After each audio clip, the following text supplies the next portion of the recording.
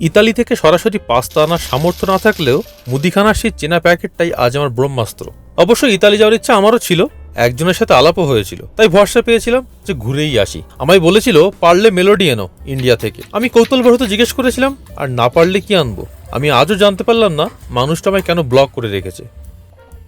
যাই হোক, আন্তর্জাতিক রাজনীতি ভুলে নিজেই রান্নাঘরে এসে যুদ্ধ ঘোষণা করলাম। গিন্নি আর শালিকা দুই মহিষীকে বুক ফুলিয়ে জানালাম শনিবারের ব্রেকফাস্ট হবে সম্পূর্ণ আন্তর্জাতিক ইতালিয়ান ঘরানায়।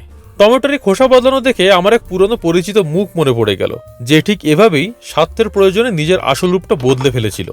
এরপর চলল পেঁয়াজ আর রসুন কুচোনোর সেই আদিম যুদ্ধ। কড়াইতে মাখন গলিয়ে পেঁয়াজ আর রসুন সাঁতলে নিয়ে যখন সেই লাল সসটা দিলাম, গন্ধে সারা ঘর মমা করতে লাগলো। মিক্সিতে টমেটোর সেই লাল টুকটুকে পিউরি দেখে মনে হচ্ছিল যেন কোনো খ্যাপা শিল্পী ক্যানভাসে রঙের মহোৎসব ঘটিয়েছেন। এরপর পাস্তাটা দিয়ে ফ্রিজ থেকে ঠান্ডা দুধের প্যাকেটটা বের করে তার উপর আলতো করে ঢেলে দিলাম। উইকেন্ডে সকালে পরিবারের মুখে এই এক চিমটে খুশি আর ঘরোয়া ভালোবাসার স্বাদ এনে দেওয়াটাই তো আসল পুরুষার্থ, তাই না? কিন্তু আসল ক্লাইম্যাক্স তো এখনো বাকি। ফ্রিজের গোপন কুঠুরি থেকে চিজের স্লাইসগুলো বের করে যখন পাস্তার উপর বিছিয়ে দিলাম আর তারা যখন ধীরে ধীরে গলতে শুরু করলো, আহা, সেই রাজকীয় দৃশ্য দেখে কোনো ইতালিয়ান শেফও বোধহয় নিজের চাকরি বাঁচানোর দুশ্চিন্তায় পড়ে যেতেন। মানে গিন্নি আর শালিকার জন্য ব্রেকফাস্ট তৈরি করছি, নিজের সম্পর্কে একটু বাড়িয়ে বাড়িয়ে না বললেই হয় না। না, অবশেষে তৈরি হলো পরম তৃপ্তিদায়ক creamy cheesy mac and cheese pasta.